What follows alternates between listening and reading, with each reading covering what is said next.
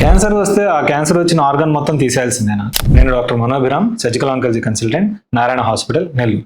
ఇప్పుడు ఒక ఆర్గన్ మన బాడీలో ఒక పార్టీకి కనుక క్యాన్సర్ వస్తే ఆ ఆర్గన్ మొత్తం తీసేయాలా అన్న డౌట్ అనేది చాలా మందికి ఉంటూ ఉంటుంది.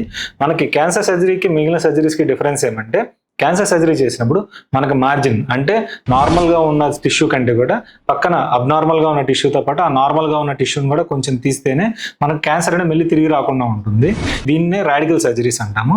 ఈ రాడికల్ సర్జరీస్లో కూడా చాలా మార్పులు వచ్చాయి. ఫర్ ఎగ్జాంపుల్, కిడ్నీ, ఇంతకుముందు కిడ్నీ క్యాన్సర్ వస్తే కనుక మొత్తం కిడ్నీ అంతా తీసేసే ఛాన్స్ అయితే ఉండేది.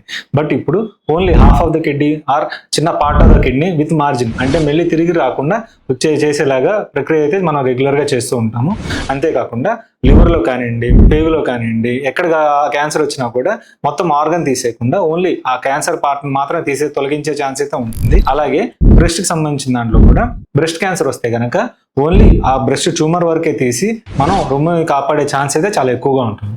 Thank you.